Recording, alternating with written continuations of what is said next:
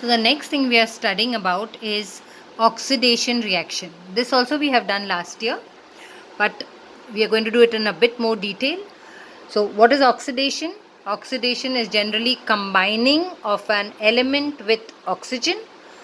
It could also be the loss of hydrogen from a particular reactant, or it could also be the loss of electrons from a particular element. So we're going to see all these three with some examples. The first thing we are going to see is how it combines with oxygen, and therefore it's called oxidation. Magnesium, when it's burnt in air, it combines with oxygen to form magnesium oxide. So you can see here magnesium, which was an element in the beginning, has become a compound here, and it has gained oxygen. So since it has gained oxygen, we call it oxidation. Similarly, here I have got ethane. Ethane, we have studied in chemistry of carbon compounds last year. 2 carbons, 6 hydrogens is called ethane. And here we can see ethane has become ethene with a double bond and has lost 2 hydrogen. So because this reactant ethane has lost 2 hydrogens, this kind of reaction is going to be called as an oxidation reaction. Loss of hydrogen is also oxidation. And here, just like you've got magnesium joins with oxygen to form MgO, okay, magnesium is converted into MgO. Same way, you could have a reaction with Fe plus O2, okay, which gives you FeO.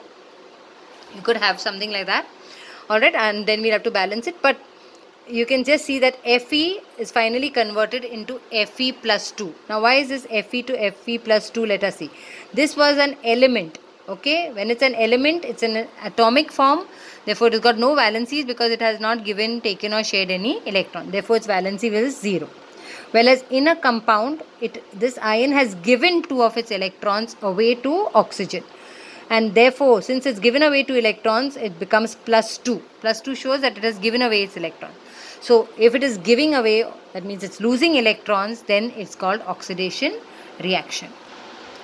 Now, it is seen that there are certain substances or probably combination of substances which act as oxygen donators.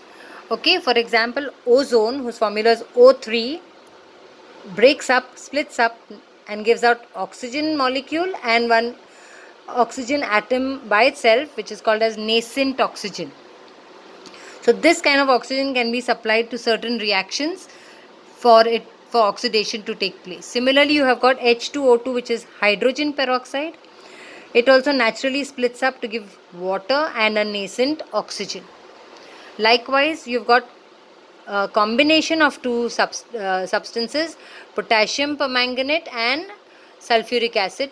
If they are mixed together, okay, they will react with each other and give out 5 nascent oxygens. Okay, in the process, of course, potassium and sulfate will join and become K2SO4 because SO4's valency is 2. Same way Mn and SO4, since Mn and SO4 both have valency 2, you will get just MnSO4. Water is also given out. But the main thing here is that 5 oxygen atoms are given out, nascent oxygen atoms are supplied for the process of oxidation. Similarly, you have potassium dichromate and sulfuric acid. If they are mixed, again you will get 3 nascent oxygen supplied for oxidation reaction to take place. Now, this is one example showing you where this combination of potassium permanganate and sulfuric acid that I just told you gave off nascent oxygen, how it is helping FeSO4 or ferrous sulfate to get oxidized. So here you can see FeSO4 has finally converted into Fe2SO4 okay, and that means it has got oxidized. From where has it got oxygen to get oxidized? It's from these two chemicals. So let us just concentrate on this. FeSO4 has finally converted to Fe2SO4 thrice.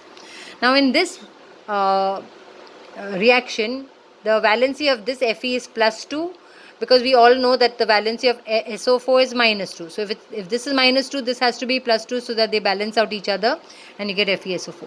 So the valency of ion here is Fe plus 2. Whereas in this reaction, the valency of Fe is 3 because it's written down here, and the valency of SO4 is 2. So finally, the Fe here in the reactant its valency is plus 2, and the Fe in the product side is plus 3. So you can see from plus 2 it has lost one more electron and become plus 3. When it gets a positive sign, when it loses electron. So it will become +3 means it has lost one more electron, and therefore we say iron has been oxidized.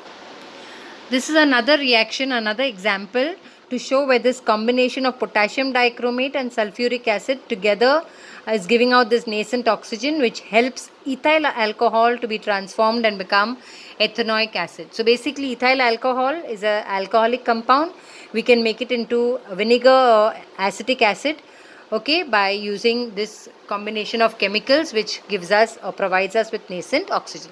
So you can see here in this formula, this H2 is leaving, and the H2 in its place one oxygen comes in, and therefore you get CH3COOH. So the loss of hydrogen, or you can say the gain of an oxygen, is called as oxidation reaction. So this is nothing but an oxidation reaction.